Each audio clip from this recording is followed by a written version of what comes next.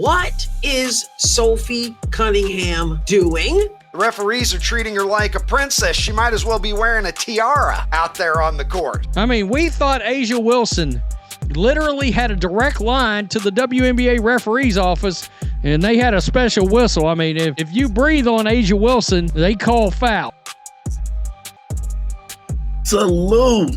I'm really a big fan of Sophie Cunningham. I like how feisty she is. I didn't know she had so many altercations prior to coming to the Fever. I love Paige to death. Do not get me wrong. I think, I think she's a hell of a player and, would love to play with her one day. But those refs were giving her every freaking whistle last night. You literally couldn't touch her. Just moments ago, Sophie Cunningham lit up the WNBA world, calling out refs for protecting Paige Bueckers while the Indiana Fever keep getting the short end of the whistle. If you're tired of the double standards in this league, drop 100% in the comments right now. As Sophie said, might as well be honest. And I'm going to speak up. So if you find me, you find me, but I'm going to call it out. Sophie Cunningham made headlines with one of the most direct and passionate critiques of WNBA officiating we've heard this season. And she didn't sugarcoat a single word. But those refs were giving her every freaking whistle last night. You literally couldn't touch her. Speaking about the Fever's recent clash with Dallas, she zeroed in on what she saw as a glaring case of favoritism toward Paige Bueckers. In Sophie's words, Paige wasn't just getting some rookie star calls, she was getting every call. You literally couldn't touch her. Couldn't touch her. And that shit is so annoying to me. You literally couldn't touch her, Sophie said, describing how even the slightest contact was met with an immediate whistle. It wasn't the kind of officiating where you chalk it up to a few borderline calls going one way. It was, in her eyes, a constant stream of protection that made defending Paige almost impossible. The referees are treating her like a princess. She might as well be wearing a tiara out there on the court. You can't touch her, you can't look at her, you can't breathe on her. This, of course, is the perspective of an opponent. The way Sophie put it, Paige might as well have been wearing a tiara on the court. You couldn't bump her, couldn't crowd her space, and certainly couldn't play the kind of physical defense that's standard in the league. Well, she's gonna be one of those players that, she's already gonna be a GOAT. She's gonna be a Hall of Famer. Everyone knows that she's freaking hell of a player. And while Sophie was careful to point out that Paige is an incredible player, even going so far as to call her a future Hall of Famer, that didn't change the fact that she saw the referee's treatment as over the top and unfair. What really stuck with Sophie, and with many Fever supporters, was the inconsistency. Or we know she's a good rookie and she's gonna get some whistles, but to get the treatment she got last night was crazy. She's been in this league long enough to know that some rookies do get a bit of extra respect from the officials, especially if they come in with a big name. But this was different. It wasn't a few whistles here and there. It was a constant stream that, in Sophie's eyes, crossed the line from standard rookie courtesy to full-blown preferential treatment. Waiting for their star player, hopefully, to return from her groin injury in time for the playoffs. And Sophie Cunningham certainly sending a not-so-subtle message to the league that when her star player is back, she would like to see her get some of the benefit from the officials that she believes the rookie, Paige Bueckers, is receiving. And here's the bigger issue. When one player gets that kind of cushion, it doesn't just affect them, it impacts the entire balance of the game. The defense becomes hesitant, players back off rather than risk another foul, and suddenly the team with the protected player has a huge advantage. I love Paige to death. Do not get me wrong. I think, I think she's a hell of a player and would love to play with her one day. But those refs were giving her every freaking whistle last night. You literally couldn't touch her. For Sophie, that's the definition of an uneven playing field. She made it clear that this isn't about personal dislike. She respects Paige's skill and what she's already accomplished in her young career. But respect for a player's game doesn't mean staying quiet when you see the scales tipping in their favor. She can certainly say what she wants to say, but she's made it clear she's not afraid to get a fine.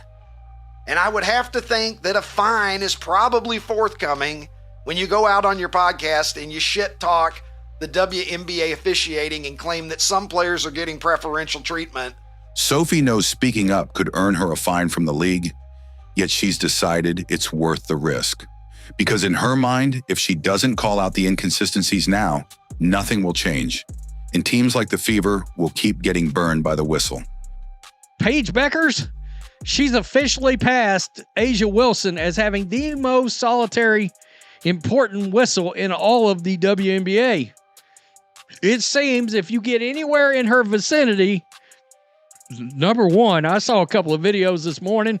You're looking a lot like LeBron out there. If Sophie's comments about Paige getting princess treatment weren't enough, she also shined a light on another problem that has been irritating players and fans alike: the flopping and the so-called special whistle some stars seem to enjoy. I love Paige to death. Do not get me wrong. I think, I think she's a hell of a player and would love to play with her one day. But those refs were giving her every freaking whistle last night. You literally couldn't touch her. And that shit is so annoying to me. During her podcast, Sophie's frustration came to life when breaking down specific plays from that Dallas game. In one sequence, Paige extended her arms and clearly shoved Sophie while trying to create space. Something that, by the book, should have been called an offensive foul. And you heard Rebecca Lobo right there, because she generally calls it as it is. And she said, I thought this was going to be an offensive foul. Instead, unbelievably, the whistle went against Sophie. Even veteran broadcaster Rebecca Lobo, who's known for being balanced in her analysis, admitted on air that she thought the call should have gone the other way. When someone that respected in the basketball world is questioning the decision, it's a sign that the officials got it wrong. And then she actually just jumps from where she is all the way over there and hits the floor. Absolute no shame in her game at all. But the issue went beyond just one bad call. There were moments where Paige appeared to go out of her way to exaggerate contact, selling fouls that weren't there, or in some cases, diving dramatically without any real push at all. And jumps, literally lands on one foot and jumps over all the way out of bounds. That's just ridiculous. You can't deny that this is she just totally faking. Look, lands on the foot and then jumps, dives over and she playing softball and safe at second base. One replay showed her taking a jumper, landing on one foot, then suddenly leaping sideways out of bounds like a baseball player sliding into second base. It was so over the top that not even the special whistle could save her. Learning how to draw a foul, going hard to the basket, etc. is one thing, but doing that and then the jumping all over, it's just unbelievable. The officials swallowed their whistles because the acting job was just too obvious. For Sophie and others in the league, these theatrics aren't just frustrating, they're infuriating. Basketball is supposed to reward skill, hustle, and toughness, not who can throw their body the most convincingly to the floor. And when players with that kind of whistle start leaning on flopping, it becomes nearly impossible for defenders to do their jobs without racking up fouls. Salute! I'm really a big fan of Sophie Cunningham, man. Really a big fan, you know what I mean? I like how feisty she is. I didn't know she had so many altercations prior to coming to the Fever. This is where the double standard stings the most. While Paige can push off, fall dramatically, and still get calls, players on teams like the Fever, who already fight for every bit of respect they get, can take far harder hits without a whistle in sight. I think Sophie's opinion is informed by what she has seen Caitlin Clark deal with the entire time that she's been a member of the Indiana Fever. Sophie Cunningham is famous, after all. Sophie has seen it all season with her own teammates, especially when it comes to how physical opponents are allowed to be against them. The contrast is glaring. Some players get the benefit of the doubt every time, while others can't buy a call no matter how obvious the contact. By pointing this out publicly, Sophie is doing more than venting after a tough game. Going to get fined because officials can do whatever and no accountability at all. Nobody can say anything. And people like Sophie apparently don't really care. They're going to call it out. She's forcing the conversation about officiating consistency and the reputation bias that exists in the league. Because until the WNBA addresses this, flopping combined with selective protection will keep distorting the way games are played and decided. And for teams like Indiana, that's not just annoying. It's a direct obstacle to winning. Mac, it's 100 degrees. You're going to make me take all the reps? Yes, I am. And he earned that right. But with Shedeur Sanders, every single snap in the preseason. Sophie's comments weren't just about Paige Bueckers.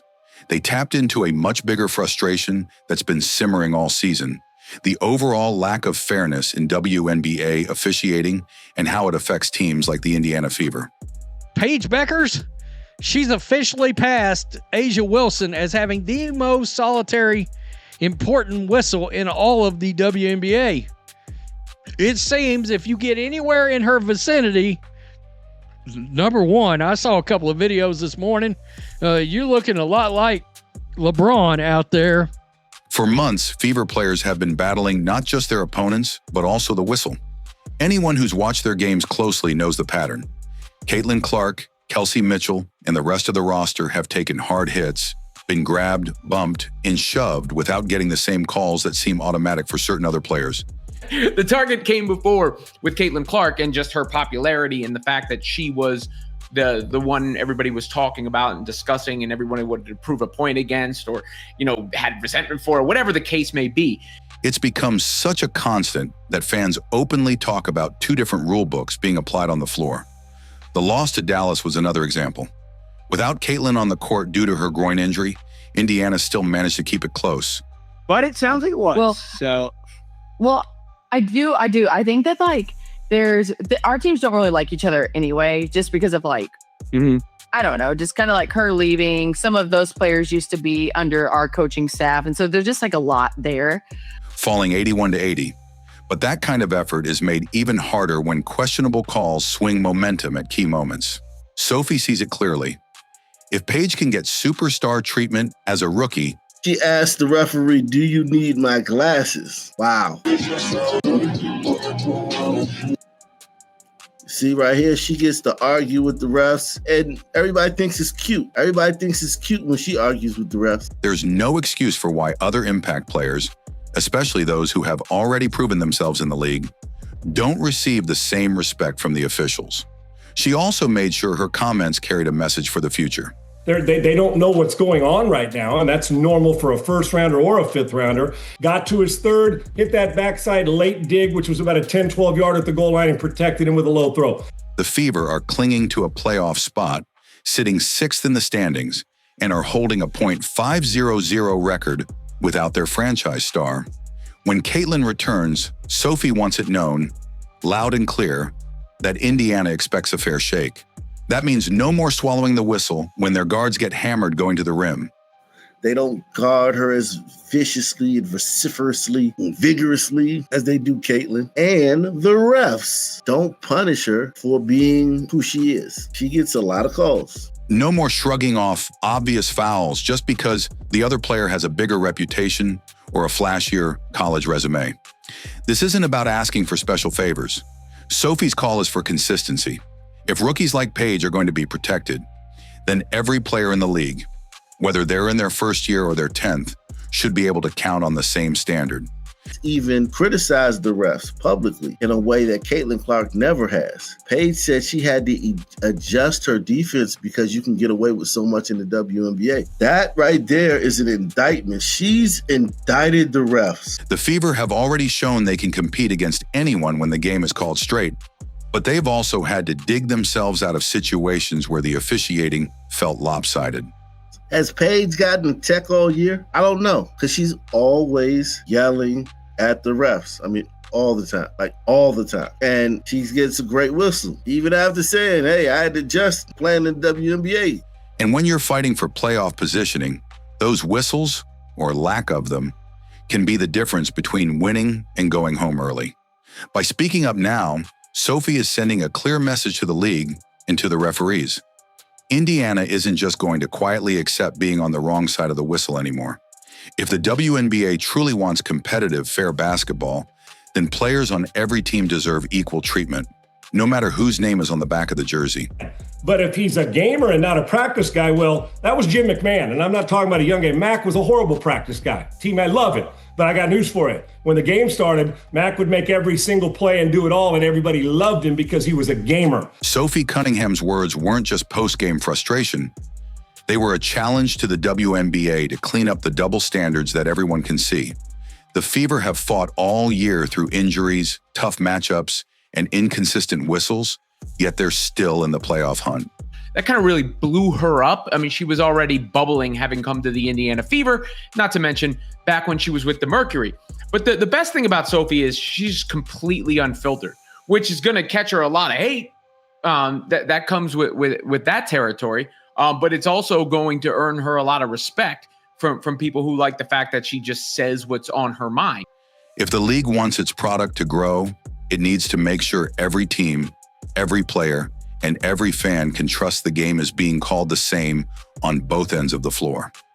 Until then, voices like Sophie's will keep speaking out, and the spotlight on officiating bias will only get brighter.